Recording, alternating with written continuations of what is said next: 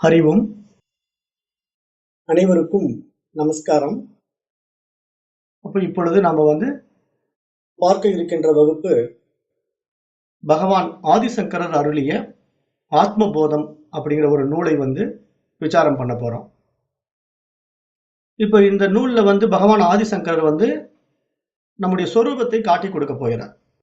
சுயஸ்வரூபத்தை, ஆத்மாவை காட்டி கொடுக்க போகிறார். அதுல இப்போ முதல் ஸ்லோகம் என்ன சொல்லுது அப்படிங்கறத இப்ப நம்ம பார்க்கலாம். முதல் ஸ்லோகம்: தபோபிஹி சீன பாபானாம் சாந்தானாம் வீதராகினாம் முமுக்ஷு நாமபேக்ஷோ அயமாத்மபோதோ விதீயதே. இப்போ இந்த மந்திரம், இந்த ஸ்லோகம் என்ன சொல்லுது அப்படின்னா, இப்ப தவங்கள் செய்ததின் விளைவாக அவர்கள் செய்த பாவங்களை தவிர்த்தவர்களாக, மனதிலே அமைதி அடைந்தவர்களாகவும், உலக விஷயங்களிலே, விஷய சுகங்களிலே ஆசைகள் இல்லாதவர்களாகவும், பிறப்புச் சூழல்களில் இருந்து விடுபட விரும்ப வேண்டும் என்ற மோட்சத்தின் மீது ஆசை உள்ள முமுட்சுவாகவும் இருக்கின்றவர்களுக்காக இந்த ஆத்மபோதம் சொல்லப்படுகிறது என்று முதல் ஸ்லோகத்திலே இந்த ஆத்மபோதம் எதற்காக சொல்லப்படுகிறது என்று சொல்றார். அதாவது தபோபிகி அப்படின்னா தவங்களால், சீன பாபானாம் அப்படிங்கிற ஒரு வார்த்தை யூஸ் பண்றார். சீன பாபானாம் அப்படின்னா அந்த பாவங்கள் நசிந்து போக வேண்டும் என்று விரும்பியவர்களால், சாந்தானாம் அமைதியான மனம் உடையவர்களால், பீதராகினாம் பற்றற்றவர்களாக, மற்ற விஷய சுகபோகங்களின் மீது பற்று இல்லாதவர்களாக இருக்கின்ற முமுட்சுனாம் முமுட்சுக்களுக்காக, முமுட்சுக்கள்னா யாரு? மோட்சத்தின் மீது இச்சை கொண்ட முமுட்சுக்களுக்காக இந்த ஆத்மபோதம் என்ற நூல் இங்கு கூறப்படுகிறது என்று சொல்கிறார். முதல் சொல்லக்கூடிய ஸ்லோகத்திலே இந்த ஆத்மபோதம்னா எதற்காக சொல்கிறோம், இந்த ஆத்மானா என்ன, போதம்னா என்ன அப்படிங்கறத சொல்ல வரார். இப்போ ஆத்மபோதம் அப்படிங்கிற தலைப்புல என்ன புரிந்து கொள்ளணும் அப்படின்னா, போதம்னா ஞானம்னு அர்த்தம். ஆத்ம ஞானத்தை பற்றி இங்கு பேச வருகிறார். அதுதான் இங்க முக்கிய விஷயம். ஆனா அந்த ஆத்ம ஞானத்தை யாருக்கு சொல்ல வருகிறார் அப்படின்னு பார்த்தா, தவங்கள் செய்தவர்கள், ஏற்கனவே இந்த மாதிரி பாதையில முன்னேற வேண்டும், இது மாதிரி ஒரு உயரிய விஷயம் இருக்கு அப்படின்னு இதை தெரிந்து கொள்வதற்காக தவ வாழ்க்கை வாழ்ந்தவர்களுக்கும், பாவங்களை அழித்தவர்களுக்கும், அமைதியான மனநிலை உடையவர்களுக்கும், பற்றற்றவர்களுக்கும், மோட்சத்தின் மீது இச்சை உள்ள முமுட்சுக்களுக்குமாக இந்த ஆத்மபோதம் என்ற நூல் கூறப்படுகிறது என்று சொல்றார். அதுதான் இந்த முதல் ஸ்லோகத்தினுடைய அர்த்தம். அதுதான் தபோபிகி சீன பாபானாம் சாந்தானாம் வீதராகினாம் முமுட்சு நாமபேக்ஷோ அயமாத்ம போதோ விதீயதே. தன்னை அந்த ஆத்மாவாக, அந்த ஆத்ம ஞானத்தை அறிந்து கொள்ளக்கூடியவர்களுக்காக இந்த ஆத்மபோதம் இங்கு சொல்லப்படுகிறது என்று சொல்கிறார். இப்ப நடைமுறையில பாத்தீங்கன்னா எல்லோருடைய வாழ்க்கையிலுமே இறுதியில ஒரு கட்டம் வரும். அது என்ன அப்படின்னா, அதுதான் மரணம். இப்ப எல்லாரும் எல்லா வாழ்க்கையும் எல்லா விதமான சுகபோகங்களையும் அனுபவித்து வாழ்ந்தாலும் கூட, இப்ப ஒவ்வொரு மனிதனுக்கும் இந்த பிறப்பு எப்படி இருக்குதோ அது மாதிரி அவனுக்கு இறப்பு என்பதும் நிச்சயிக்கப்பட்ட ஒன்று. இப்ப அந்த இறப்புங்கிற ஒரு கட்டத்திலிருந்து யாருமே இந்த பிறப்பில் வந்தவங்க தப்பிக்கவே முடியாது. அது எதுவாக இருந்தாலும் சரி, மனிதர்கள் மட்டுமல்ல, படைக்கப்பட்ட ஜீவராசிகள் எதுவாக இருந்தாலும் பிறப்பு என்ற ஒரு விஷயத்துக்குள்ள வந்துட்டா இறப்பு என்ற ஒரு மரண சம்பவத்தை சந்திக்கின்ற கட்டம் வந்து சேரும். அப்போ பொதுவா இப்ப நம்ம வாழ்க்கையில நடைமுறைகள் எல்லாம் பார்க்கிறோம், நிறைய விஷயங்களை நம்ம அனுபவத்துல பார்க்கிறோம். இப்ப தெருவுல போகும்போது ஒருவனை வேகமா ஒரு வண்டி இடிச்சு தள்ளிட்டு போன பிறகு கூட, அந்த வாகனத்திலிருந்து மயிரிழையில் உயிர் தப்பியவன் கூட, அந்த கன நேரத்தில் தப்பித்து விட்டாலும் கூட, இறுதியில் அவனுக்கு வருகின்ற மரணத்திலிருந்து அவன் தப்பிக்க முடியாது. தற்காலிகமான அந்த மரணத்திலிருந்து அவன் தப்பித்து விட்டாலும் கூட, இறுதியில் வருகின்ற மரணம் நிச்சயமாக வந்தே தீரும் என்பது எல்லோருடைய வாழ்க்கையிலும் நடைமுறை உண்மை என்பதாக நம்ம பார்க்கிறோம்.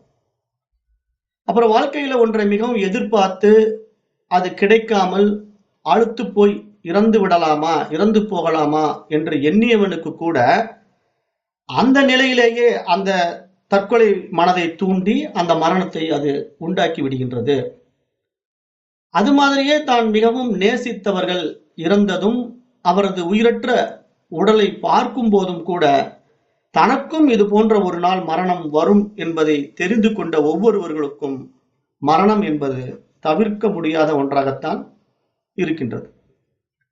இப்ப இந்த எண்ணம், இந்த மரணம் வரப்போகின்றது, மரணத்தை பார்க்கின்றேன், நிறைய மரண சம்பவங்கள் நிகழ்கின்றது என்ற இந்த எண்ணம் வருவதற்கு இதுதான் தகுதி என்று ஏதும் கிடையாது.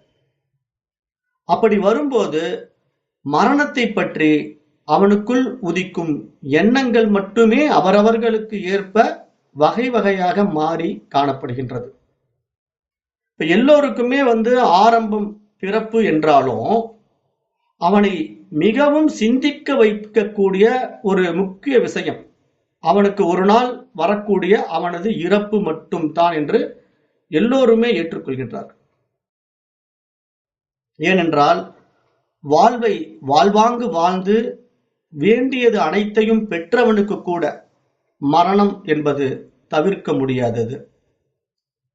அதே போல வாழ்க்கையை வாழத் தெரியாமல் தவித்துக் கொண்டு, சம்பாதிக்க தெரியாமல், இருப்பதையும் இழந்து இன்னும் என்ன செய்வது என்று தெரியாமல் இறப்பது ஒன்றுதான் தனக்கு ஒரே விடுதலை என்று அந்த இறுதி நிலைக்கு தள்ளப்பட்டவனுக்கும் கூட மரணம் என்பது வருகின்றது. ஆக அனைவருமே மரணத்தை வாழ்க்கையின் உறுதியான ஒரு முடிவு என்றே பார்க்கின்றனர். ஆனால் இறப்பை பற்றி தீவிரமாக யோசிப்பவனுக்கு மட்டும்தான் அது பிறப்பின் மறுபக்கம் என்று தெரிகிறது. இப்ப சராசரி மனிதன் இறப்பை எப்படி பார்க்கிறான்? இந்த உடல் சார்ந்து அந்த இறப்பை அவன் பார்க்கிறான். ஆனா இங்க ஞானிகள் என்ன பண்றாங்கன்னா, இந்த வந்து போகின்ற உடலை கண்டு அவர்கள் தயங்குவதில்லை, மரணத்தை கண்டு பயப்படுவதில்லை. அதாவது பிறந்தால் இறப்பது நிச்சயம் என்று எல்லோருக்கும் தெரியும். ஆனா அது எதன் அடிப்படையிலே அப்படின்னா, இந்த உடல் அடிப்படையிலே ஒரு பிறப்பு என்று வந்துவிட்டால் அதற்கு இறப்பு என்று ஒன்று நிச்சயமாக இருக்கின்றது. அப்படி யோசிப்பவனுக்கு மட்டும்தான் பிறப்பதால் நிச்சயம் வரும் இறப்பு என்ற ஒரு பிறப்பிறப்பு சூழலில் சிக்காமல் இருப்பது எப்படி, அதற்கு என்ன வழி என்ற எண்ணமும் கூடவே வருகின்றது. அப்போ இங்கு பிறவா பெருநிலை, அதாவது ஒரு மனிதன் இறப்பை நோக்கி போகிறான். ஒவ்வொரு மனிதனும் இறப்பை நோக்கி போகிறான். இறுதியில் இந்த உடலை விட்டு விட்டு இறந்து விடுகின்றான். ஆனால் அவன் இறக்காத ஒரு நிலை இருக்கிறது. அதாவது பிறப்பிறப்பு சூழலில் இருந்து விடுபடக்கூடிய பிறவா பெருநிலை என்றால் என்ன அப்படிங்கிற ஒரு ஆராய்ச்சி, ஒரு தேடுதல், ஒரு ஆர்வம் யாரிடத்திலே உண்டாகின்றதோ அவர்கள் மட்டும்தான் அப்படி ஒரு சாகா நிலை இருக்குமானால் அதை எப்படி அடைவது என்று உந்துதல் இருக்கின்றதல்லவா, அவர்களைத்தான் இங்கு சாஸ்திரம் முமுட்சு என்று குறிப்பிடுகின்றது. இந்த முமுட்சு அப்படிங்கிற வார்த்தை சமஸ்கிருத வார்த்தை. ஏன்னா மோட்சத்தின் மீது இச்சை கொண்டவனை முமுட்சு என்று சாஸ்திரம் இங்கு சொல்கிறது. அப்போ இந்த ஆத்மபோதம் நூல் யாருக்கு பொருந்தும்? இந்த நூலுக்கான அதிகாரி யார்? இந்த நூல் யார் கற்க வேண்டும் அப்படின்னு பார்த்தா, அந்த பிறவா பெருநிலையாகிய மோட்சத்தின் மீது இச்சை கொண்ட முமுட்சுக்காக இந்த ஆத்மபோதத்தை சொல்கிறேன் அப்படின்ட்டு இந்த முதல் ஸ்லோகத்திலேயே பகவான் ஆதிசங்கரர் தெளிவுபடுத்துகிறார். அதுதான் இங்க சொல்றாரு. தபோபிகி ஷீன பாபானாம் சாந்தானாம் வீதராகினாம் முமுட்சு நாமபேக்ஷோ அயமாத்ம போதோ விதீயதே. அதாவது விடுதலை பெற வேண்டும், இந்த பிறப்பு இறப்பு என்ற சம்சார சாகரத்திலே இருந்து விடுதலை பெற வேண்டும் என்கின்ற மோட்சத்தின் மீது இச்சை கொண்ட முமுட்சுக்காக இதை நான் கூறுகின்றேன். ஆனால் அப்படிப்பட்ட முமுட்சுவனுடைய நிலை எப்படி இருக்கும்? பல்வேறு தவங்கள் செய்ததின் விளைவாகவும், பல பாவங்கள் செய்ததை தவிர்த்தவனாகவும், மனதிலே அமைதி அடைந்தவனாகவும், உலக விஷய சுகங்களிலே பற்று இல்லாதவனாகவும் இந்த பிறப்பு இறப்பு சூழலிலிருந்து விடுபட வேண்டும் என்ற சம்சார சக்கரத்தை ஒழிக்க வேண்டும் என்ற ஆசை உடையவனாகவும் இருக்கின்ற மோட்சத்தின் மீது இச்சை கொண்ட முமுட்சுவுக்காக நான் இதை கூறுகின்றேன் என்று பகவான் ஆதிசங்கரர் இந்த முதல் ஸ்லோகத்திலே இந்த நூலினுடைய அதிகாரித்துவத்தை தெளிவுபடுத்துகிறார். அப்போ இறக்காமல் இருப்பதற்கு பிறக்காமல் இருக்க வேண்டும். அது எப்படி என்று யோசித்தவன் தான் முமுட்சு. அவன்தான் இந்த நூலை படிப்பதற்கான சாதகன். அப்ப இப்ப நம்ம என்ன புரிந்துக்கணும்? இப்ப இத்தனை பிறவிகள் நம்ம எடுத்தோம். பிறப்பு இறப்பு, பல்வேறு உடல்கள் இப்படின்னு வந்து வந்து போயிட்டே இருந்தோம். புல்லாய் புழுவாய் பல்மிருகமாய் பறவையாய் பாம்பாய் அப்படின்ட்டு எத்தனையோ ஜீவராசிகள்ல நம்ம உடம்பு எடுத்து எடுத்து வந்தோம். அறிவு பரிமாணத்துல டிராவல் பண்ணோம். அந்த அறிவு பரிமாணம் எப்படி நம்ம டிராவல் பண்ணோம்? ஒரு புல்லா பிறக்கும் போது ஒரு அறிவுல இருந்தோம். அப்ப தொடு உணர்வு மட்டும்தான் இருந்தது, வேற உணர்வு எதுவும் நமக்கு இல்லை. அப்புறம் புழு பூச்சிகள் அப்படின்னு 2 அறிவு பெற்றோம். அப்புறம் அப்படியே முன்னேறி 3 அறிவு 4 அறிவு 5 அறிவுன்னு சொல்லி இப்ப 6ஆம் அறிவு பரிமாணத்திலே மனிதனாக பிறந்திருக்கிறோம். ஆனா இப்படிப்பட்ட மனிதனாகிய நம்மிடத்திலே கொடுக்கப்படுகின்ற அந்த பகுத்தறிவு இருக்கு இல்லையா, நன்மை தீமைகளை பகுத்தறியக்கூடிய அந்த பிரத்யேக பகுத்தறிவு தான் இங்க மனிதனை மகத்தானவனாக மாற்றுகின்றது. அப்ப இங்க பகுத்தறிவுங்கிறது எந்த அடிப்படையிலே நம்மிடத்திலே கொடுக்கப்பட்டிருக்கு அப்படின்னா, மனம் சார்ந்து புத்தி சக்தியின் மேம்பட்ட நிலையை தான் இங்க நம்ம பகுத்தறிவுன்னு சொல்றோம். ஏன்னா இந்த பகுத்தறிவு புத்தி சக்தி எல்லாம் எப்படின்னா அந்த ஆன்மாவினுடைய ரெஃப்ளெக்ஷன் தான், ஆத்மாவினுடைய பிரதிபிம்பம் தான் இங்க நடந்துட்டு இருக்கு. ஆனா இப்ப ஆத்மா நேரடியாக இதுல சம்பந்தப்படுவதில்லைன்னு நேற்றைய நம்ம அறிமுக வகுப்புல பார்த்தோம். அதற்கு உதாரணமும் ஆதி சங்கரர் என்ன சொன்னாரு? சூரியன் என்னமோ வானத்துல அது பாட்டு சுயம் பிரகாச ஒளியை வீசி கொண்டிருக்கின்றது. அதிலிருந்து வருகின்ற சூரிய கதிர்கள் பூமியை நோக்கி பாய்ந்து கொண்டிருந்தாலும் அந்த வெளிச்சத்திலே இங்கு ஏகப்பட்ட விவகாரங்கள் நடந்து கொண்டிருக்கின்றன. இந்த பூமியிலே விவசாய வேலை நடந்து கொண்டிருக்கின்றது. பறவைகள் இறை தேட ஓடுகின்றன. ஒவ்வொருவரும் ஒவ்வொரு விதமான காரியங்களை செய்து கொண்டிருக்கின்றார்கள். அதில் நல்ல காரியங்களும் நடந்து கொண்டிருக்கின்றன, கெட்ட காரியங்களும் நடந்து கொண்டிருக்கின்றன. அப்படி ஒவ்வொரு மனிதனும் ஒவ்வொரு விதமான விவகாரங்களிலே ஈடுபட்டு கொண்டிருக்கின்ற இந்த செயல் விளைவுகளுக்கு அந்த சூரியன் பொறுப்பாவதில்லை, அந்த சூரியன் சம்பந்தப்படுவதில்லை என்று நேற்றைய அறிமுக வகுப்பிலே விளக்கம் கொடுத்தார். இப்ப இங்க என்ன சொல்றாருன்னா அதே விஷயத்தை தான் இங்க மனம்ங்கிற ஒரு விஷயத்துல பிரதிபிம்பிக்குது. ஆத்மாவினுடைய அறிவு பிரகாசம் இங்கு மனதிலே பிரதிபிம்பிக்கின்றது. ஆனால் இந்த பிரதிபிம்பம் எங்கிருந்து உண்டாகுது? அந்த ஆத்மா இருப்பதினாலே உண்டாகின்றது. ஆனால் இந்த ஆத்மாவோ நேரடியாக இந்த விவகாரத்துக்குள்ள வருவது கிடையாது, சம்பந்தப்படுவது கிடையாது.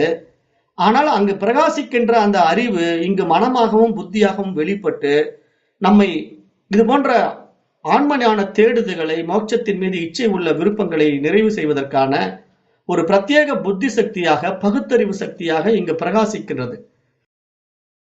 அப்ப இந்த பிரகாசம், இந்த ஒளி எதிலிருந்து கிடைக்குதுன்னா அந்த ஆத்மாவிடமிருந்து கிடைக்கிறது, அந்த அறிவிடமிருந்து கிடைக்கிறதுங்கிறது தான் இங்க சாஸ்திரத்தினுடைய முக்கிய சாராம்சம்.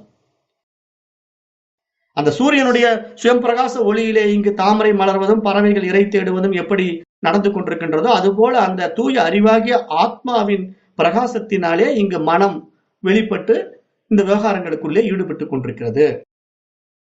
இப்படி ஈடுபட்டு கொண்டிருக்கின்ற பொழுது இப்ப இங்க பிரதிபிம்பம் தானே இந்த மனசு. இப்ப இந்த மனசு பிரதிபிம்பிக்கின்ற உபாதி இருக்கு இல்லையா, உடல் இருக்கு இல்லையா, அந்த உடல்ல எப்படிப்பட்ட தன்மையில இருக்குதோ அதற்கேற்ற பிரகாசம் தான் இங்க வெளிப்படும். அதுதான் இங்க அறிவு பரிமாணம் நம்ம சொல்றோம். அறிவு பரிமாணம்னா என்ன? இப்ப புரியுற மாதிரி உதாரணம் எடுத்துக்கணும் அப்படின்னா, இப்ப நான் சாலையில நடந்து போயிட்டு இருக்கிறேன், என்னுடைய நிழல் பூமியில விழுவுது. அப்ப என்னுடைய நிழலை பார்த்து நான் போய்கிட்டே இருக்கிறேன். ஒரு இடத்துல பாத்தீங்கன்னா நல்ல தண்ணி ஆறு ஓடுது, அந்த ஆறுல என்னுடைய நிழல் படுது. அப்ப களங்கமில்லாத அந்த தூய நீரிலேயும் என்னுடைய நிழல் படுகிறது. சிறிது தூரம் நடந்து போறேன், அங்க ஒரு சேற்று நீர் இருக்கிறது. அது கலங்கிய சேற்று நீர், குட்டை நீர், அந்த நீரிலும் என்னுடைய நிழல் படுகிறது. இப்ப என்னுடைய நிழல் நல்ல நீரிலும் பட்டது, கெட்ட நீரிலும் பட்டது. ஆனால் அந்த கெட்ட நீரில் பட்டதினாலோ நல்ல நீரில் பட்டதனாலோ நான் தூய்மையாக மாறிவிட்டேன் அல்லது கெடுதலாக மாறிவிட்டேன், அழுக்காக மாறிவிட்டேன் சொல்ல முடியுமா? சொல்ல முடியாது. ஏன்னா நான் நானாக இருக்கிறேன். ஆனால் என்னுடைய நிழல் படுகின்ற விவகாரங்கள் கெட்ட நீரிலேயும் படலாம், நல்ல நீரிலேயும் படலாம். ஆனால் இந்த பிரதிபிம்பம், என்னுடைய பிரதிபிம்பம் பட்டு பிரதிபிம்பிக்கின்ற நீர்நிலை, தூய்மையான நீராக இருக்கிறது என்பதற்காக நான் தூய்மையாகி விட்டேன் என்றும், கலங்கிய நீராக இருக்கின்றது என்று நான் கலங்கி விட்டேன், அழுக்காகி விட்டேன் என்றும் அந்த மனிதன் கூற முடியாது இல்லையா? இந்த உதாரணத்தை நம்ம எடுத்துக்கிட்டு ஆத்மாவோட பொருத்தி பார்க்கணும். இதை எடுத்து நம்ம ஆத்மாவோட பொருத்தி பார்க்கும்போது, ஆத்மாவால் பிரதிபிம்பிக்கின்ற மனம் இருக்குது இல்லையா? இந்த மனம் ஏற்றி வைத்துக் கொண்ட எண்ணங்களிலே நல்ல எண்ணங்களை பெற்றதினாலே தூய்மையாக மனமாக இருக்கிறது, தீய எண்ணங்களை பெற்றதினாலே அது கெட்ட மனமாக இருக்கிறது. அப்ப இங்க தூய்மையான மனம், தீய மனம் என்ற இரண்டு விஷயங்களும் மனதை சார்ந்துதான் இருக்கின்றதே தவிர அந்த அறிவை சார்ந்து இல்லை, ஆத்மாவை சார்ந்து இல்லைங்கிற அடிப்படை உண்மையை நம்ம ரொம்ப ஆழமாக புரிந்து கொண்டோம்னா, இப்ப நாம என்ன பண்ணணும்? அந்த நிழல் எதுல விழுதோ அதை நம்ம பார்த்துக்கிறோம். இதுதான் இந்த நிலை அப்படிங்கிறது. அது யாருக்கு தெரியும்? நான் என்னுடைய நிழலை வைத்து என்னுடைய நிழல் நல்ல நீரிலே விழுகிறது, தீய நீரிலே விழுகிறது என்பதை நான் பார்க்கிறேன், அவ்வளவுதான். ஆனா அந்த நிழல் விழுவதனாலே நான் எந்த ஒரு பாதிப்புக்கும் உண்டாக மாட்டேன்.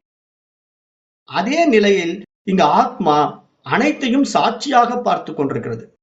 இங்கு நல்லது நடந்தாலும் கெட்டது நடந்தாலும் அதை இரண்டையும் வேடிக்கை பார்த்து கொண்டிருக்கிறது ஆத்மா.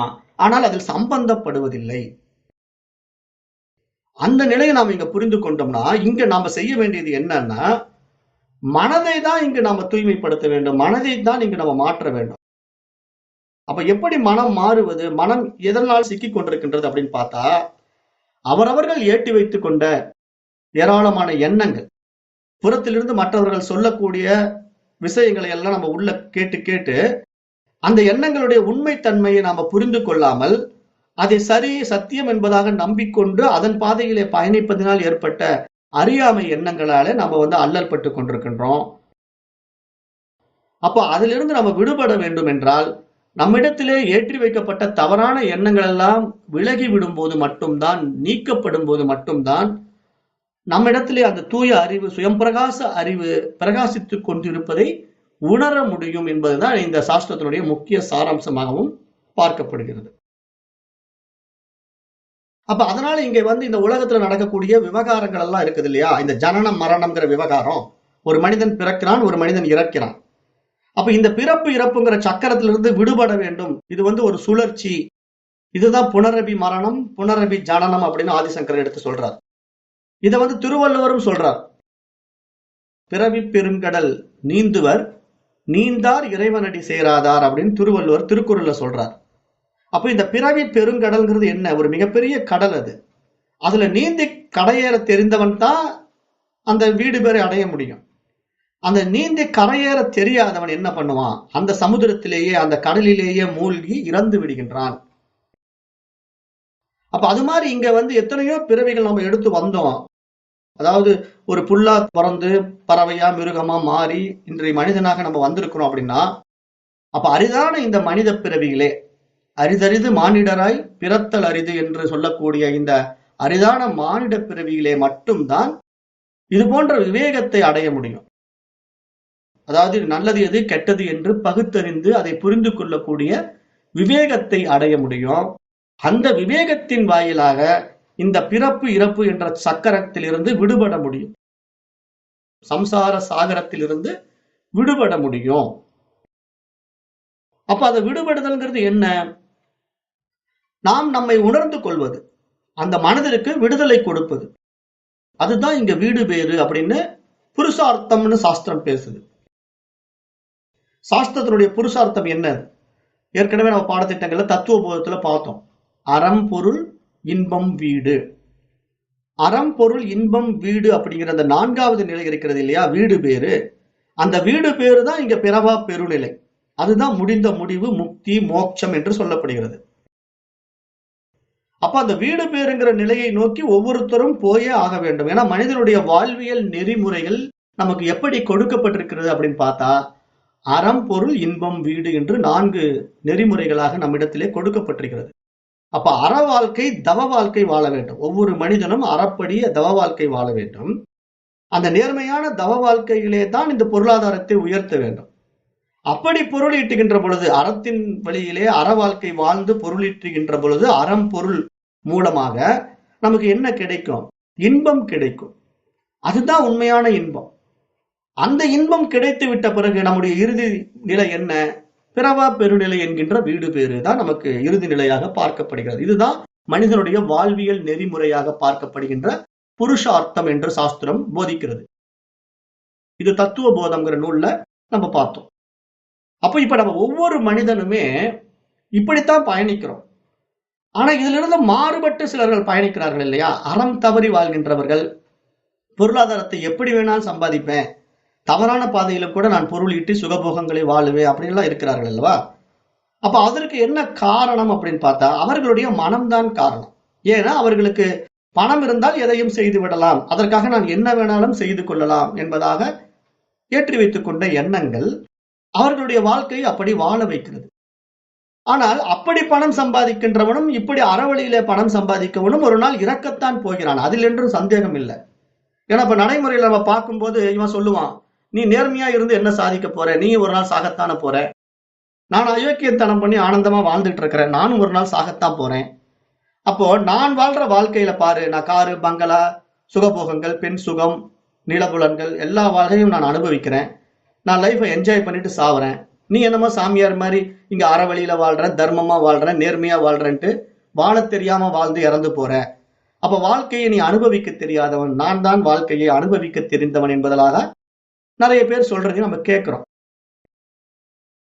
அப்ப இதுல நம்ம என்ன தோணும் நமக்கு, ஐயோ அப்ப நம்ம உண்மையிலேயே வாழ தெரியலையோ, அவன் தான் நல்லா வாழ்றானோ, நான் இப்படி நேர்மை நியாயம் அப்படின்னு பேசி வீணா போயிட்டனோ அப்படின்லாம் நமக்கு தோணும்.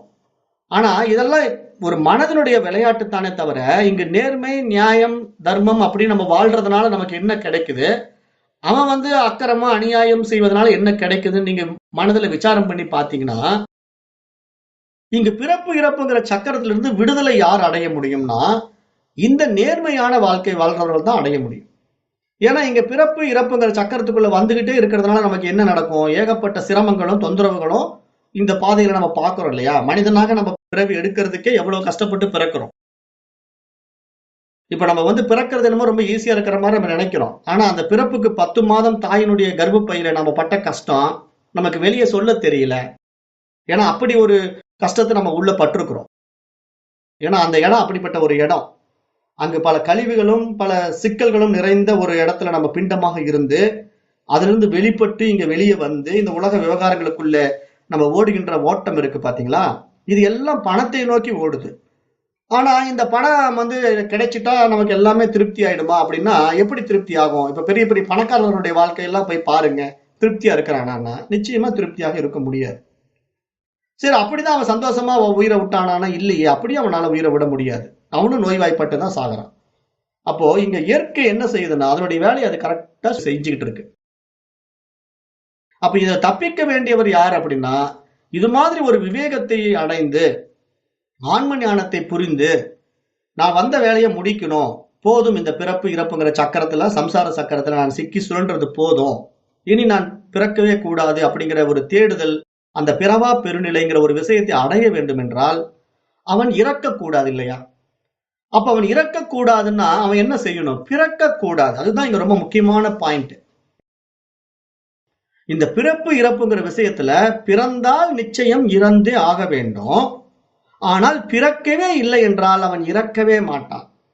அப்ப பிறக்கவே கூடாதுங்கிற நிலையைத்தான் நம்ம செய்யணுமே தவிர, பிறந்து விட்டு நான் இறக்காமல் இருக்க போகிறேன்னு சொல்லிட்டு நீங்க அதுக்காக காயக்கல்பம் பண்ணி சாப்பிட்றதோ இல்ல ரசவாதம் பண்ணி நான் உடம்ப தங்கமா மாத்திக்கிறேன் அப்படியே பல 100 ஆண்டுகள் வாழ்றேன் அப்படின்னு சொல்றதோ நடக்கவே நடக்காது. ஏன்னா இதெல்லாம் மனதனுடைய சேஷ்டைகள் தான். அப்ப இது மாதிரி புற விஷயங்கள் மூலமா இந்த பௌதீக உடலை, அதாவது அழியக்கூடிய இந்த பஞ்சபூதங்களால் உண்டான உடலை தக்க வைத்துக் கொள்ள யாராலும் முடியாது. எப்படிப்பட்ட உயர் ஞானியாக இருந்தாலும் அவர்களால் இந்த பஞ்சபூதங்களினால் வந்த உடலை தக்க வைத்துக் கொள்ள முடியாது. அப்ப எப்படிப்பட்டவர்களாக இருந்தாலும் இந்த உடலை ஒரு நாள் விட்டுத்தான் ஆக வேண்டும். ஆனால் இந்த உடலை விடுவதற்கு முன்பாக, மரணம் என்ற ஒன்றை அடைவதற்கு முன்பாக இங்கு நாம் அறிந்து கொள்ள வேண்டிய மிக அரிய விஷயம் என்னவென்றால், பிறக்காமல் இருப்பது எப்படி, பிறவா பெருநிலை என்றால் என்ன, அதைத்தான் இங்கு நாம் தெரிந்து கொள்ள வேண்டும். அப்படிப்பட்ட ஒரு பாடம் தான் இந்த ஆத்மபோதம். அப்ப பிறக்காமல் இருக்கின்ற வழியைத்தான் நான் இங்கு சொல்ல போகின்றேன். அதுதான் மோட்சம்.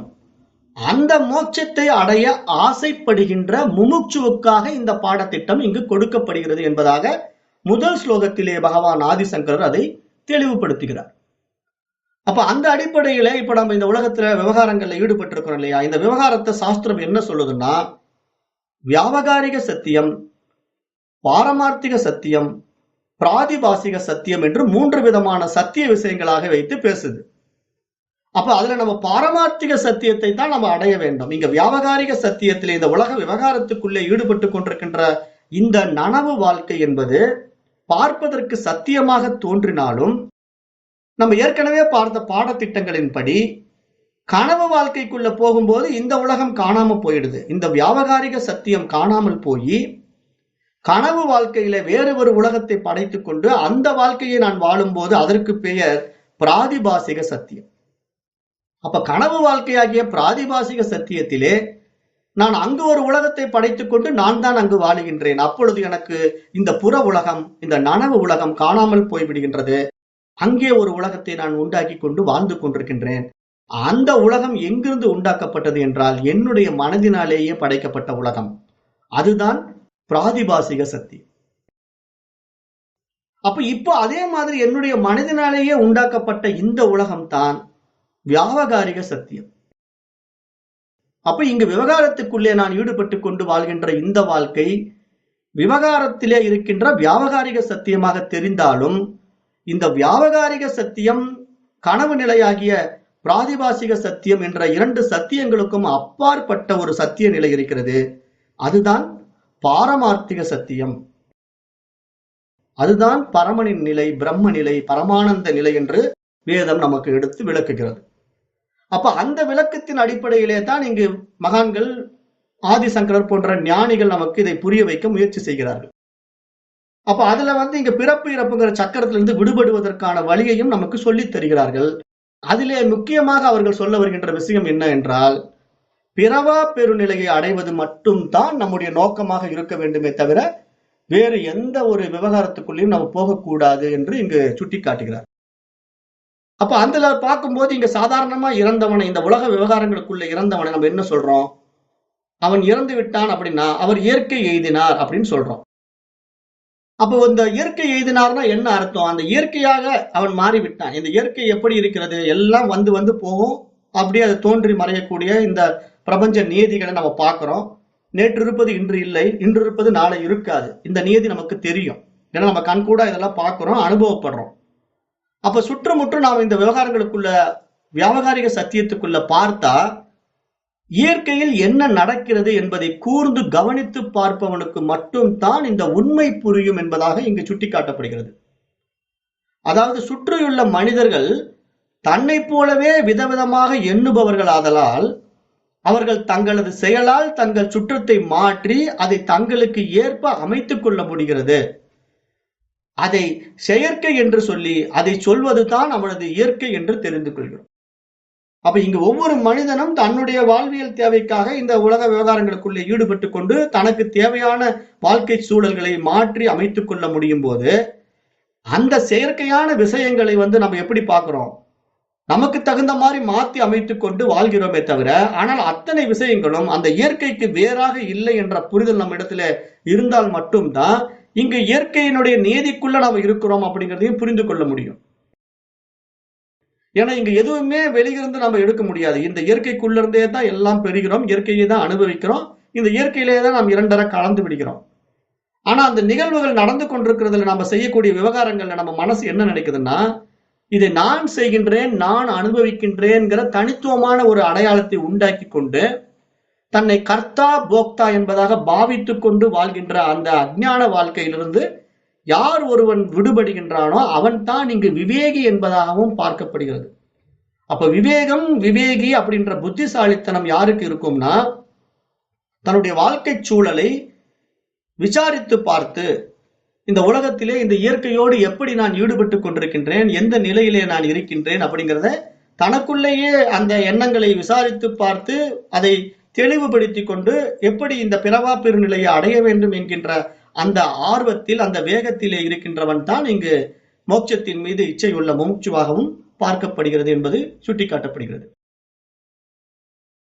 அப்ப இங்க பார்க்கும்போது எல்லா ஜீவராசிகளுமே மனிதனைப் போலவே இந்த உலகத்திலே படைக்கப்பட்ட எல்லா ஜீவராசிகளுமே அந்த இனவிருத்தியிலே ஈடுபட்டு அவைகளும் தன்னுடைய இனத்தை பெருக்கிக் கொண்டு அவைகளும் தன்னுடைய குடும்பம், சமூகம், தேசம், உலகம் என்று விதவிதமான வாழ்க்கையை வாழ்ந்து கொண்டிருந்தாலும் இங்கு பொதுவாக எல்லோருமே எப்படி வாழ்கிறார்கள் என்றால் கண்டதே காட்சி கொண்டதே கோலம் என்று வாழுகின்ற வாழ்க்கை முறையை நாம பார்க்க முடிகிறது. அப்ப இது மாதிரி வாழ்றது, அதாவது புரிதல் இல்லாமல் அப்படியே நான் கண்டதுதான் எனக்கு காட்சி, நான் கொண்டதுதான் எனக்கு கோலம் என்பதாக புரிந்து கொண்ட வாழ்க்கை முறையிலே என்ன வித்தியாசம் அப்படின்னா மனிதனுக்கும் மிருகத்துக்கும் வேறுபாடு இல்லாத நிலை. அதாவது இப்ப மிருகம் பறவைகள், மிருகங்கள், மற்ற ஜீவராசிகள் எல்லாம் மனம் போன போக்கிலே வாழும். ஏன்னா அதுகளுக்கெல்லாம் பகுத்தறிவு கிடையாது. எது நல்லது எது கெட்டதுன்னு பகுத்து பார்த்து புரிந்து கொள்ளக்கூடிய விவேக சக்தி இல்லாததுனால அவைகளுடைய அறிவு பரிமாணம் மனித அறிவு பரிமாணத்தை விட குறைவாக இருப்பதினாலே அவைகளுடைய வாழ்க்கை அப்படி இருக்கிறது. ஆனால் மனித உடலிலே மேம்பட்ட ஒரு நிலைப்பாட்டிற்கு வந்த மனிதன் கூட அதே போன்ற அறியாமையிலேயே கண்டதே காட்சி கொண்டதே கோலம் என்று வாழ்ந்து கொண்டிருந்தான் என்றால் அவனுக்கும் மிருகத்திற்கும் வித்தியாசம் ஒன்றும் இல்லை. உடல் தான் மனித உடல், அந்த உடல் தான் மிருக உடலை தவிர அறிவு பரிமாணத்திலே மனதின் மேம்பட்ட நிலையிலே ஒன்றும் வித்தியாசம் இல்லை. ஐந்தறிவு நிலையிலேயே மனிதனும் இருக்கின்றான், மிருகமும் இருக்கின்றது என்பதாக பார்க்கப்படுகிறது.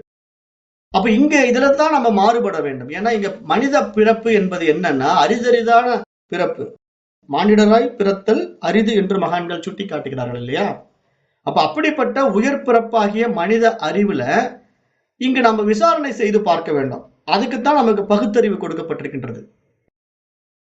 எது நல்லது எது கெட்டது, எது நித்தியம் எது அனித்தியம் அப்படிங்கிற இந்த விஷயங்களுக்குள்ள, இந்த இருமைகளுக்குள்ள எது நிலையானது என்பதை நம்ம விசாரித்து பார்த்து அதை நோக்கி நம்ம போகும்போது மட்டும்தான் நம்மால இந்த மரணம் அப்படிங்கிற விஷயத்தையும் தெரிந்து கொள்ள முடியும். அப்ப இங்க மரணம் அப்படிங்கிற ஒரு விஷயத்திலிருந்து விடுபட வேண்டும் என்றால், அதாவது பிறவா பெருநிலை ஒன்றை அடைய வேண்டும் என்றால் அதற்கு அடிப்படையான விஷயம் என்ன அப்படின்னா மோட்சம் என்றால் என்ன என்பதை நம்ம தெரிந்து கொள்ள வேண்டும். வீடு பேறு என்றால் என்ன என்பதை நாம் தெரிந்து கொள்ள வேண்டும். அதுதான் நம்முடைய வாழ்வியல் நெறியினுடைய புருஷார்த்தம் என்பதாக பார்க்கப்படுகிறது. அப்ப புருஷார்த்தத்துல நம்ம என்ன பண்ணுவோம்னா பெரும்பாலும் இந்த 3 நிலைகளுக்குள்ள வருவோம். அறம், பொருள், இன்பம், இந்த 3ஐயும் நம்ம அனுபவிப்போம். ஆனா வீடு பேருங்கிற நிலைக்குள்ள மட்டும் வரமாட்டோம்.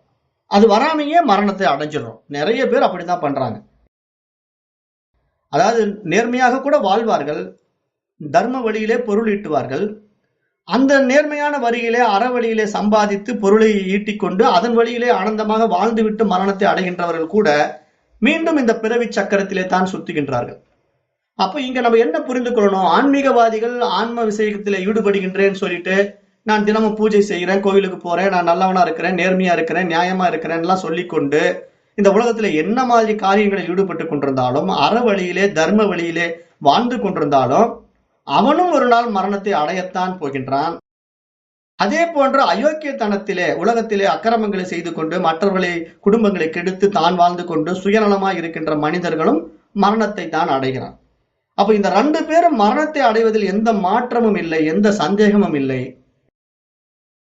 ஆனால் இதில் யார் பிறக்க மாட்டார்கள் என்றால் 2 பேருமே பிறப்பார்கள். அப்ப இங்க ஆன்மீகவாதியும் பிறக்கத்தான் போகிறான், மீண்டும் அக்கிரமங்கள் செய்கின்றவனும் மீண்டும் பிறக்கத்தான் போகிறான். அப்ப இந்த பிறப்பு இறப்புங்கிற சக்கரத்திலிருந்து ஒரு ஆன்மீகவாதியும் நேர்மையாக வாழுகின்ற, நியாயமாக வாழுகின்ற, தர்ம வழியிலே வாழுகின்ற தர்மவான்களும் மீண்டும் பிறக்கத்தான் போகின்றார்கள். அக்கிரமங்களும் அநியாயங்களும் அழிச்சாட்டியங்களும் செய்து கொண்டிருக்கின்றவர்களும் மீண்டும் பிறக்கத்தான் போகிறார்கள். அப்ப இந்த பிறப்பு இறப்பு சக்கரத்திலிருந்து விடுபடுவதற்கான வழி என்ன? அப்ப நல்லவர்களும் இதே நிலை, கெட்டவர்களுக்கும் இதே நிலை என்றால் இதற்கு விமோச்சனம் என்ன, இதற்கு விடுதலை என்ன அப்படின்னு யார் விசாரித்து பார்க்கிறார்களோ அவர்கள் தான் இங்கு விவேகிகள், இந்த பாடத்திட்டத்தை தேர்ந்தெடுக்கக்கூடிய அதிகாரிகள் என்பதாக இங்கு சுட்டிக்காட்டப்படுகிறது. ஏன்னா இங்க விவேகம் வராம இந்த விசேஷ சுகங்களிலே ஆர்வம் கொண்ட மனிதர்கள் விழித்துக் கொள்ளாமல் விடுதலை அடையவே முடியாது. இதைத்தான் வள்ளலார் விழித்திரு அப்படின்னு சொல்றார். ஏன்னா மகான்கள் விழித்திருன்னு ஏன் சொல்றாங்கன்னா இந்த விழிப்பு வரணும். இந்த விழிப்பு வராமல், தன்னை தான் தெரிந்து கொள்ள ஆர்வம் கொள்ளாமல் மனம் போன போக்கிலே மிருகம் போலவே வாழுகின்ற மனிதனும் சராசரி மனித வாழ்க்கையை தான் வாழ்ந்துவிட்டு மரணத்தை சம்பவிக்கிறான். ஆக அவனும் மீண்டும் பிறப்பான். இந்த மாதிரி ஆன்ம ஞான விஷயங்களை பற்றி எல்லாம் அக்கறை இல்லாமல் உலகத்திலே அநியாயங்களையும் அட்டூழியங்களையும் செய்து கொண்டிருக்கின்றவனும் மரணத்தை சந்திப்பான். அவனும் மீண்டும் பிறப்பான், இவனும் மீண்டும் பிறப்பான். அப்போ இங்கு பிறவா பெருநிலையை அடைய வேண்டும் என்றால் அவர்களுக்கு என்ன தேவை அப்படின்னா, மிக மிக முக்கியமாக விவேகம் தேவை. அந்த விவேகம் வர வேண்டும் என்றால் அவர்களிடத்திலே விழிப்புணர்வு தேவை. விழிப்புணர்வுன்னு என்ன? விழித்துக் கொள்ள வேண்டும். நான் எங்கு சிக்கிக் கொண்டிருக்கின்றேன், எந்த இடத்திலே நான் தடுமாறிக் கொண்டிருக்கின்றேன், அதிலிருந்து நான் எப்படி வெளியே வருவது, அதற்கான புரிதல் என்ன, அதை யார் கற்றுக் கொடுப்பார்கள், அதற்கு சாஸ்திரம் என்ன போதிக்குது, அப்படி நல்லா விசாரணை பண்ணி பார்த்து அதற்கான விஷயத்தை தேடி நாடி ஓடி வருகின்றவன் தான் இங்கு தன்னை விடுதலையாக்கிக் கொள்ளக்கூடிய தகுதியுடைய அதிகாரி என்பதாக இங்கு பார்க்கப்படுகிறது. அப்ப இந்த பிறவி பயன், அதாவது இந்த மனித பிறவியில இந்த விவேகத்தை அடைவதற்கு தகுதியான உடல் எது? மனித உடல் மட்டும்தான். வேற எந்த உடலும் இந்த மாதிரி விசாரணை செய்து பார்க்க முடியுமானா சாத்தியமே கிடையாது. அப்ப பிறவா பெருநிலையை அடைவதற்கான விவேகத்தை கொண்ட நன்மை தீமைகளை பகுத்தறியக்கூடிய பகுத்தறிவுவாதியான ஒரு மனிதன் மட்டும்தான் மரணமில்லா பெருநிலையை அடைய முடியுமே தவிர மற்ற எந்த உடல்களில் வந்த ஜீவராசிகளும் மரணமில்லா பெருநிலையை அடையவே முடியாது. அதனால்தான் அரிதறிது மானிடராய் பிறத்தல் அரிது என்று மகான்கள் சுட்டி காட்டினார்கள். அப்ப அதை நாம் இங்க நல்ல ஆழமாக புரிந்து கொண்டு, மிருகங்கள் போலவே வாழ்ந்துவிட்டு இறப்பதல்ல மனித சமுதாயம். தனக்கு கொடுக்கப்பட்ட பகுத்தறிவை பயன்படுத்தி விவேகத்தோடு வாழ்வதுதான் இங்கு மனித சமுதாயத்தின் மேம்பட்ட நிலை என்பதாக புரிந்து கொள்ள வேண்டும் என்று அதைத்தான் முக்கியப்படுத்தி பகவான் ஆதிசங்கரர் இந்த முதல் ஸ்லோகத்திலேயே முமுட்சு என்ற வார்த்தையை கையாளுகின்றார். மோட்சத்தின் மீது இச்சை கொண்ட முமுட்சுக்காக இந்த நூலை நான் கூறுகின்றேன் என்று முதல் ஸ்லோகத்திலேயே ஆழமாக அதை இங்கு அறிவுறுத்துகிறார். அப்ப அப்படிப்பட்ட ஒரு மோட்சத்தின் மீது இச்சை உள்ள மனிதன் இந்த மரணத்தை கடந்து அந்த பிறவா பெருநிலையை அடைய வேண்டும் என்றால் அதற்கான வழி என்ன அப்படின்னு பார்க்கும்போது இங்கு விவேகம் தான் வழி, பகுத்தறிவு தான் வழி. அப்ப அந்த பகுத்தறிவு பரிமாணத்திலே உயர் பரிமாணமாக மனித பிறவி கிடைத்திருந்தும் அந்த மனித பிறவியின் மகத்துவத்தை அறியாமல் மனம் போன போக்கிலே வாழ்ந்து கொண்டிருக்கின்ற மனிதன் எப்படி மகத்தான மனிதனாக மாறி பிறவி பெருங்கடலை கடக்க முடியும், பிறவா பெருநிலையை அடைய முடியும்? அதை நாம சிந்தித்து பார்க்கும்போது அதற்கு அடிப்படையாக நம்மிடத்திலே கொடுக்கப்பட்டிருக்கின்ற கருவிதான் இங்கு மனம். இந்த மனம் எங்கிருந்து கிடைச்சதுன்னா அந்த அறிவின் பிரதிபிம்பம், அந்த ஆத்மாவின் பிரதிபிம்பம் என்பதை தெரிந்து கொண்டு அந்த பிரதிபிம்பம் பிரகாசிக்கக்கூடிய நிலைப்பாடு எதுல படுதுன்னு பார்க்கணும். இப்ப நான் நடந்து போகும்போது என்னுடைய நிழல் சேற்றுல படுதா இல்ல நல்ல நீர்ல படுதா அப்படின்னு நான் பார்க்கணும். அப்ப நல்ல நீர்ல பட்டா நான் தூய்மையாகி விடனா, சேற்று தண்ணியில பட்டா நான் அழுக்காகி விடுவனா அப்படிங்கிற கவலை யாருக்கு இல்லை? ஆத்மாவுக்கு இல்லை, அந்த அறிவுக்கு இல்லை. அதாவது நிழலுக்கு இது ஏற்படுகின்ற இடையூறுகள் எல்லாம் அந்த உண்மையான மனிதனை பாதிப்பதில்லை. அதை புரிந்து கொள்ளணும். இப்ப நாம எந்த நிலையில் இருக்கோம்னா அந்த தூய அறிவாகிய ஆன்மா நமக்கு இங்க நல்லதும் இல்லை, கெட்டதும் இல்லை, அழுக்கும் இல்லை, தூய்மையும் இல்லை. அப்படிப்பட்ட நிலையில் தான் நம்ம இருக்கிறோம். ஆனால் அது நமக்கு தெரியவில்லை என்பதனாலே இங்க நம்ம என்ன பண்ணிட்டோம்னா அந்த மனிதன் தன்னுடைய உண்மை சொரூபத்தை மறந்து நிழலை உண்மை என்று நம்பிக்கொண்டு, நிழலை நிஜம் என்று நம்பிக்கொண்டு, ஐயையோ என்னுடைய நிழல் சேத்துல படுது, நான் அழுக்காயிட்டேனேன்னு அழுகுறான். ஐயையோ என்னுடைய நிழல் நல்ல தண்ணியில பட்டுடுச்சு, நான் குளிச்சிட்டேன், நான் தூய்மை ஆயிட்டேன்னு சொல்லி ஆனந்த கழிப்புல கொண்டாடுறான். அப்ப இந்த ரெண்டு விஷயங்களும் தன்னுடைய நிழலை வைத்துக் கொண்டு கொண்டாடுகின்ற மனிதனை எப்படி பார்க்கிறோம்? முட்டாள் மனிதனா தானே பார்க்க முடியும். அவனுக்கு தன்னுடைய உண்மை சொரூபம் இங்க இருக்கிறது தெரியாம தன்னுடைய நிழல் படுகின்ற பிரதிபிம்பம் பட்டு பிரதிபிம்பிக்கின்ற நிலையை பார்த்து விட்டு அதுதான் உண்மை என்பதாக நம்பிக்கொண்டு சேற்றிலே பட்ட நிழலை பார்த்து நான் அழுக்காகி விட்டேன் என்றும் நல்ல நீரிலே பட்ட நிழலை பார்த்து நான் குளித்து விட்டேன் என்றும் நம்பிக்கொண்டிருப்பானேயானால் அவனை போன்ற மூடன் ஒருவன் இந்த பூமியில இருக்க முடியுமா என்றால் இருக்க முடியாது. அதுபோல இங்கு தூய அறிவாகிய ஆன்மாவாகிய அந்த பேரறிவு பிரகாசம் பிரகாசிக்கின்ற நிலையிலே இருக்கின்ற நம்முடைய உண்மை சொரூபத்தை நாம் மறந்துவிட்டு நம் மீது ஏற்றி வைக்கப்பட்ட ஏராளமான எண்ணங்களிலே சிக்கி கொண்டதனாலே இந்த உலக விவகாரங்களை உண்மை என்று நம்பிக்கொள்கின்ற மனமானது இங்கு அழுக்க அடைந்து விடுகின்றது, தூய்மையை உண்டாக்கிக் கொள்கின்றது. அப்ப அவன் நல்லவனாகவும் இவன் கெட்டவனாகவும் வாழ்வதற்கான வழிமுறைகள் எங்கு உண்டாக்கப்படுகிறது என்றால் அவரவர்கள் மனம் சார்ந்து உண்டாக்கப்படுகின்றது. இவன் நல்லவனாக வாழ்வதனாலே அவன் கெட்டவனாக வாழ்வதனாலே இங்கு ஆன்மா பாதிக்கப்படுவதில்லை. அதை நன்றாக புரிந்து கொள்ள வேண்டும். ஆன்மாவிற்கு எந்த பாதிப்பும் உண்டாகாது. இவன் நல்லவனாக வாழ்ந்தாலும் அதனால் ஆன்மாவுக்கு ஒரு கவலையும் இல்லை. அவன் கெட்டவனாக வாழ்ந்தாலும் அந்த ஆன்மாவிற்கு ஒரு கவலையும் இல்லை. அப்ப இங்க என்ன நடக்கணும்? உண்மையிலேயே என்ன நடக்கணும்? இங்க நல்லவனோ கெட்டவனோ அவரவர்கள் மனம் சார்ந்த வாழ்க்கையை அவர்கள் வாழ்ந்தாலும் அவர்களுக்கு விடுதலை என்பது எப்போது கிடைக்கும்? மனமற்ற நிலையில் தான் விடுதலை கிடைக்கும். ஏன்னா இங்க விடுதலை அப்படிங்கிற ஒரு விஷயம் யாருக்கு கிடைக்கணும்? நான் ஏற்கனவே கடந்த பாடங்கள்ல சொல்லிட்டேன். அதாவது விடுதலை, மோட்சம் அப்படிங்கிற விஷயம் உடலுக்கு கிடைக்கணுமான்னா இல்லையே. உடல் தான் ஒரு நாள் விடுதலை ஆக போகுது, அதுதான் மரணம்னு சொல்லியாச்சு. மரணத்துல இந்த உடல் கண்டிப்பாக விடுதலை ஆயிடும். எத்தனை நாள் இருக்கணுமோ அத்தனை நாள் இருந்துட்டு விடுதலை ஆகி போயிடும்.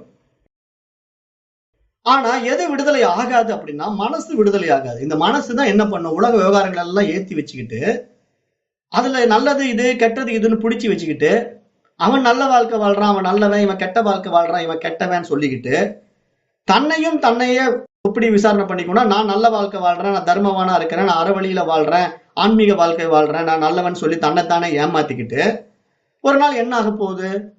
மீண்டும் இந்த பிறப்பு இறப்பு சக்கரத்துல சிக்க போகுது. அப்ப இந்த மாதிரி அயோக்கியத்தனம் பண்றவனும் பிறப்பு இறப்பு சக்கரத்துல சிக்கி கொண்டு மீண்டும் பிறப்பை அடைய போகிறான். அதே மாதிரி அறவழியிலே வாழ்கின்றவனும் இந்த பிறப்பு இறப்பு சக்கரத்துல சிக்கிக்கொண்டு மீண்டும் பிறப்பை அடைய போகிறான். அப்ப இப்ப நம்ம விழித்துக் கொள்ளும் போதுதான் இங்க என்ன நடக்கணும் அப்படின்னா, இங்க இந்த வாழ்க்கை அறவழி வாழ்க்கையானாலும் அழுக்கான அழிச்சாட்டியமான அக்கிரமங்கள் நிறைந்த வாழ்க்கையானாலும் அது மனம் சார்ந்த வாழ்க்கை. ஆனால் நானும் அந்த மனம் சார்ந்தவன் அல்ல, நான் அந்த தூய அறிவு என்ற அந்த உண்மை தன்மையை உணரும் போதுதான் இங்கு இந்த இரண்டு விஷயங்களிலிருந்து நம்ம விடுபட முடியும்.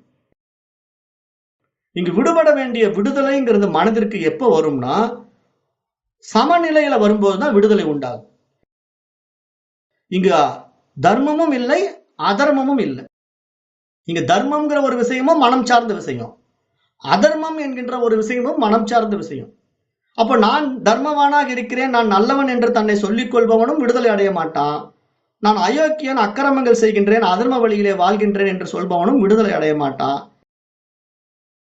யார் விடுதலை அடைவார்கள் என்றால் இங்கு தர்மமும் இல்லை, அதர்மமும் இல்லை, தான் அந்த தூய அறிவு ஆன்மா என்பதை உணர்கின்ற உத்தமர்கள் மட்டும்தான் இந்த மாதிரி பிறவி சக்கரத்திலிருந்து விடுதலை அடைகிறார்கள்.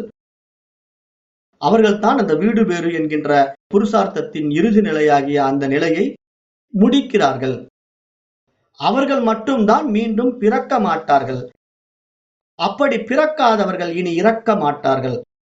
அப்ப இறப்பு என்பது யாருக்கு இல்லை என்றால் அந்த மோட்சத்தை அடைந்த முமுட்சு எப்பொழுது அந்த நிலையை அடைகிறானோ அப்பொழுதிருந்து அவன் இனி பிறக்க மாட்டான். அவனுக்கு பிறப்பும் கிடையாது, இறப்பும் கிடையாது.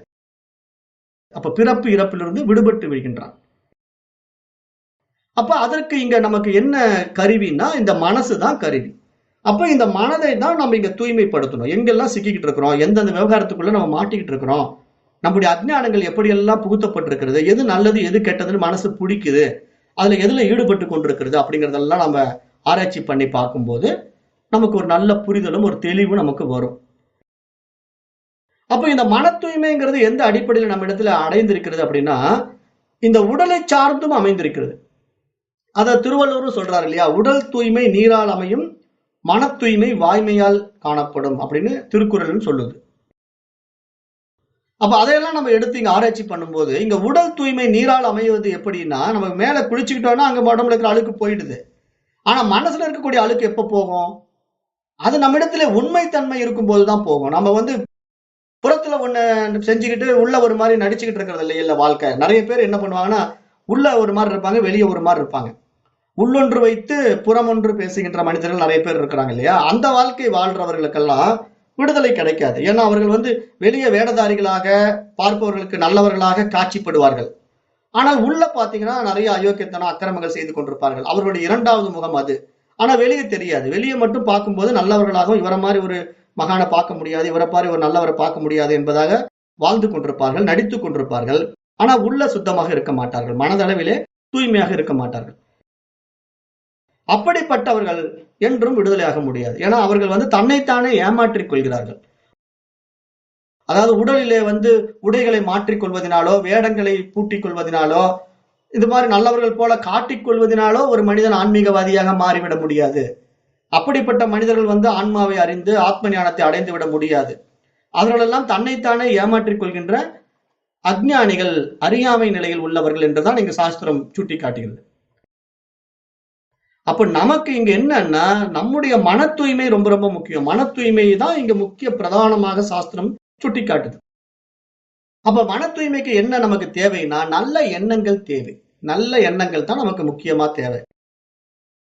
அப்ப நம்மிடத்துல எழுகின்ற எண்ணங்களை நம்ம விசாரம் செய்து பார்த்து, எதிலிருந்து நம்ம விடுபட வேண்டும், எது நம்ம முக்கியமா தெரிந்து கொள்ள வேண்டும் அப்படிங்கிற பார்க்கும்போது, இப்ப இது போன்ற விவேகத்தை கொடுக்கக்கூடிய விழிப்புணர்வு நம்ம இடத்துல உண்டாகி, இந்த பாதையிலே நம்ம பயணிக்கும் போது மட்டும்தான் நம்முடைய எண்ணத்திலே மாற்றங்கள் எழுந்திருக்கும். அந்த மாற்றங்கள்னால் என்ன நிகழும் என்றால், நம்மிடத்திலே ஏற்றி வைக்கப்பட்ட ஏகப்பட்ட அறியாமை எண்ணங்கள் எல்லாம் நீங்கிவிடும். அந்த அறியாமை எண்ணங்கள் எல்லாம் நீங்கி விடும்போது நம்ம இடத்துல என்ன நடக்கும்? உண்மையான புரிதலும் நல்ல தெளிவும் ஒரு ஞானமும் நம்ம இடத்திலே உண்டாகும். அந்த நிலைதான் நமக்கு மனதின் உயர் பரிமாண நிலை என்பதாக பார்க்கப்படுகிறது. அதுதான் மனித அறிவின் மேம்பட்ட நிலை. 6ஆம் அறிவு பரிமாணத்திலே பகுத்தறிவுவாதியாக பிறந்த மனிதனுடைய உயரிய பரிமாணம் என்று பார்த்தால், தன்னை தான் அறிந்து தன்மயமாகின்ற அந்த உயரிய நிலைத்தான் இங்கு மனித பிறவிக்கு முக்கியத்துவம் கொடுப்பதாக பார்க்கப்படுகிறது. அப்ப அதைத்தான் இங்க நம்ம அடைய வேண்டும். அந்த நிலைத்தான் இங்கு நமக்கு உண்டாக வேண்டும். அதற்கு உடல் தூய்மை எப்படி முக்கியமோ அது போல மன தூய்மையும் மிக மிக முக்கியம். அப்ப அந்த மன தூய்மையை அடைவதற்கான வழிமுறைகள் தான் சாஸ்திரம் என்ன சொல்றது? ஆரம்பத்திலேயே கர்ம காண்டம்ங்கிற ஒரு வழியில பூஜைகள், ஜபதபங்கள் போன்ற விஷயங்கள் எல்லாம் சொல்லி அவன் மனதை பக்குவப்படுத்தி நெறிப்படுத்தி அவனை நல்வழிக்கு கொண்டு வருது. ஆனால் அவன் அதிலேயே மாட்டிக்கொண்டு அதையே தொழிலாக மாற்றிக்கொண்டு வியாபாரமாக செய்து கொண்டு விவேகம் இல்லாமல் மீண்டும் விவகாரத்திலே ஈடுபட்டு கொண்டிருக்கின்ற மனிதன் எப்படி பிறவா பிறநிலை அடைவான்? அவன் மீண்டும் பிறப்பு இறப்பு சக்கரத்திலே சிக்கிக் கொண்டுதான் இருப்பான். அப்ப ஆன்மீகம்ங்கிற விஷயத்துக்குள்ள இன்னைக்கு வர்றவங்க நிறைய பேர் எப்படி இருக்காங்கன்னா, அந்த ஆன்மீகத்தையும் கூட வியாபாரமாக மாற்றிக்கொள்ளத்தான் வருகிறார்கள். புற வாழ்க்கையில பொருளாதாரத்தை ஈட்டுவதற்கு எப்படி ஒரு தொழிலை செய்கிறார்களோ, வியாபாரங்களை செய்து கொண்டிருக்கிறார்களோ, அது போல ஆன்மீக வாழ்க்கையை தேர்ந்தெடுக்கின்ற பெரும்பாலானவர்களை நீங்க பாத்தீங்கன்னா, இந்த ஆன்மீக வாழ்க்கைக்குள்ள போனா எப்படி காசு பண்ண முடியும், இதுல அவர்கிட்ட என்னத்தை ப்ரொடக்ஷன் பண்ணி வித்து அவங்க மூலமா கலெக்ஷன் பார்க்க முடியும், அதற்கு நம்ம எப்படிப்பட்ட கூட்டம் சேர்த்தனா அதுல நமக்கு பெரிய ஒரு மெஜாரிட்டி கிடைக்கும், அப்ப நம்ம டர்ன் ஓவர் ரைஸ் பண்ண முடியும், அப்ப நம்ம கிட்ட ஒரு 50 பேர் இருந்தா நம்முடைய ப்ரொடக்ஷனை விற்கிறதுக்கு உண்டான பெரிய ஒரு சர்க்கிள் கிடைக்குமே, 500 பேர் இருந்தா இன்னும் கொஞ்சம் டெவலப்மெண்டா நம்ம நிறைய பொருள் விற்கலாமே, அப்படிங்கிற மென்டாலிட்டி, அப்படிங்கிற ஒரு மைண்ட் செட் தான் இன்றைக்கு ஆன்மீகம்ங்கிற விஷயத்துக்குள்ள போகுதே தவிர, தன்னை அறிந்து தன்மயமாக வேண்டும், நான் வந்த வேலையை முடிக்க வேண்டும், இந்த பிறவி சக்கரத்தை கடக்க வேண்டும், இந்த சூழலிலிருந்து விடுபட வேண்டும், பிறவா பெருநிலை பெற வேண்டும் என்ற உண்மையான தேடுதல், உண்மையான ஞானத்தை அடைய வேண்டும் என்ற ஆர்வம் பெரும்பாலானவர்களுக்கு இல்லவே இல்லை.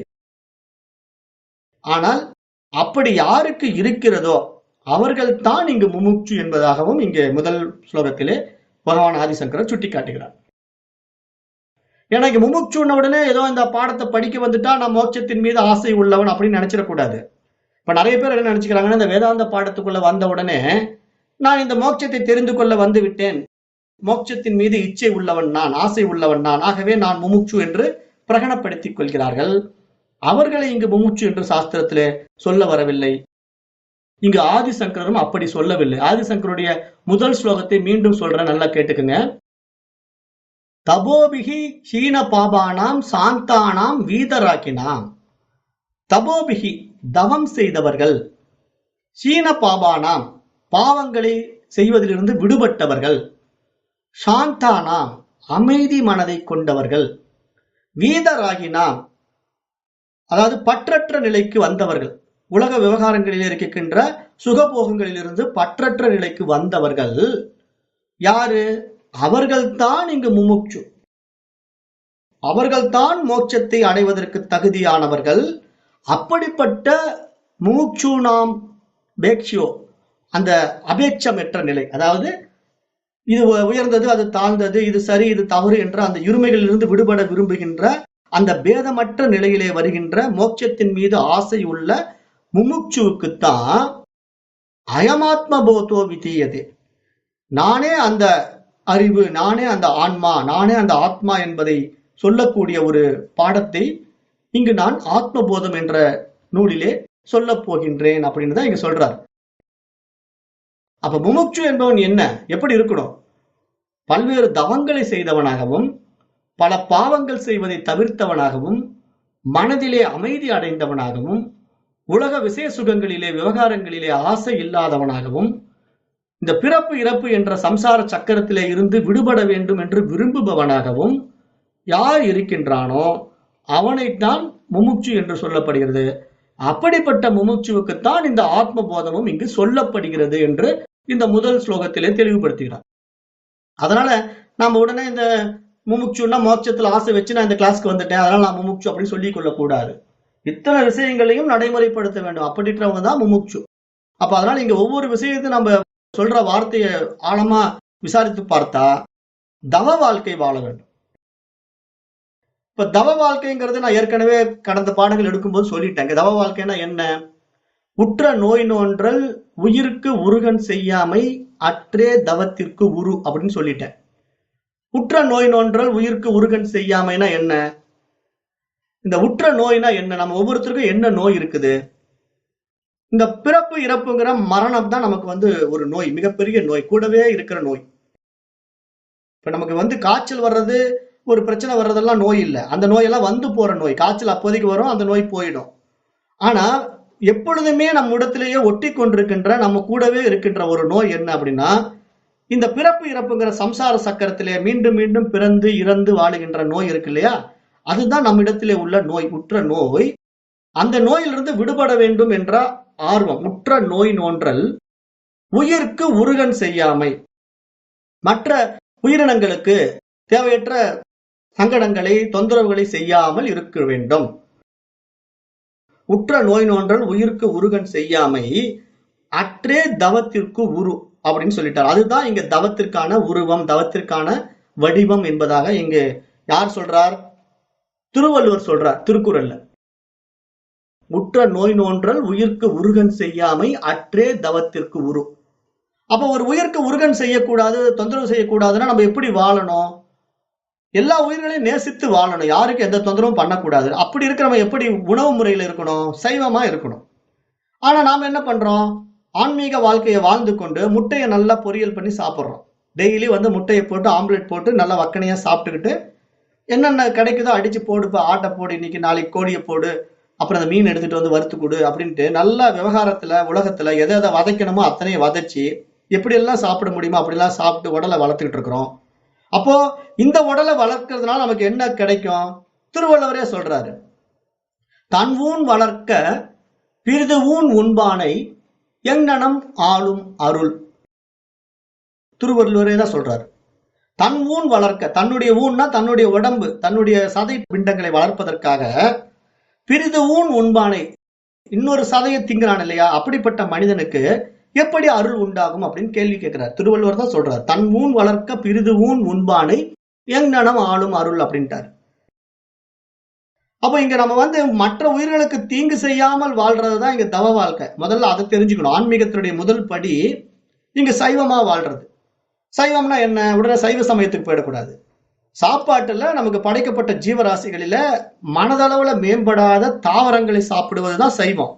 அதுவும் உயிர் தான், ஆனா அதனால பாதிக்கப்படாது மனசு, அது சைவ உணவு.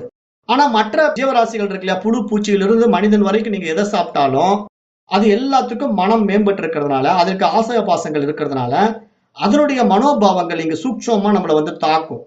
அப்ப அந்த தாக்கம் என்ன பண்ணும்? நம்முடைய மனதை கெடுக்கும்.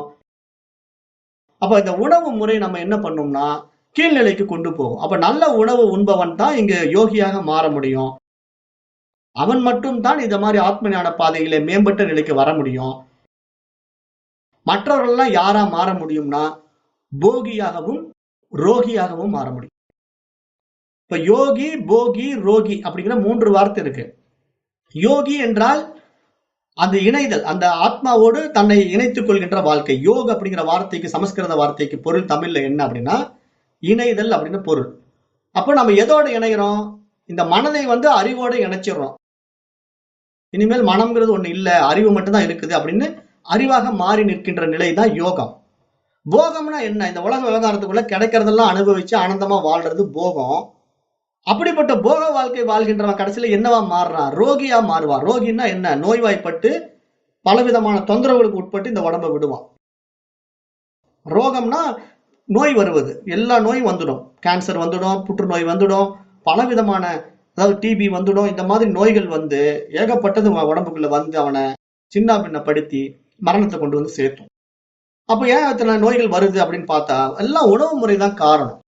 இப்ப இன்றைய மனிதர்களுக்கு இவ்வளவு நோய் ஏன் வருதுன்னா உணவு கலாச்சாரம் மாறிவிட்டதுனாலதான் இப்படிப்பட்ட நோய்கள்ல நம்ம சிக்கி சீரழிகிறோம். அப்ப இதுல இருந்தெல்லாம் நம்ம விழித்துக் கொள்ளணும். இதுதான் இங்க விவேகம். விவேகம்னா என்னன்னா விழிப்புணர்வுன்னு அர்த்தம். அப்ப இந்த விழிப்புணர்வு நம்மிடத்திலே வர வேண்டும் என்றால் தனக்கு கொடுக்கப்பட்ட பிரத்யேக பகுத்தறிவை, நன்மை தீமைகளை பகுத்து எது நல்லது எது கெட்டது என்று தெரிந்து அப்படி செய்கின்ற காரியங்களிலே எது நித்தியம் எது அனித்தியம் என்று புரிந்து அப்படிப்பட்ட தவ வாழ்க்கையை ஏற்றுக்கொள்ளுகின்ற உண்மையான சாதகனைத்தான் இங்கு முமுட்சு, அவனுக்காகத்தான் இந்த பாடத்திட்டம், அவனுக்காகத்தான் இந்த நூல் என்பதாக இங்கு முதல் ஸ்லோகத்திலேயே பகவான் ஆதிசங்கரர் சுட்டி காட்டுகின்றார். அடுத்தது இன்னும் 2வது ஸ்லோகத்துல இன்னும் நிறைய விஷயங்களை சொல்லுவார். இது மாதிரி ஒரு 68 ஸ்லோகங்கள் இருக்கு. ஒவ்வொரு ஸ்லோகத்தையும் நம்ம ரொம்ப தெளிவுபடுத்தி நல்ல ஒரு புரிதலுக்குள்ள வரணும். அதுதான் இங்க விசாரம்.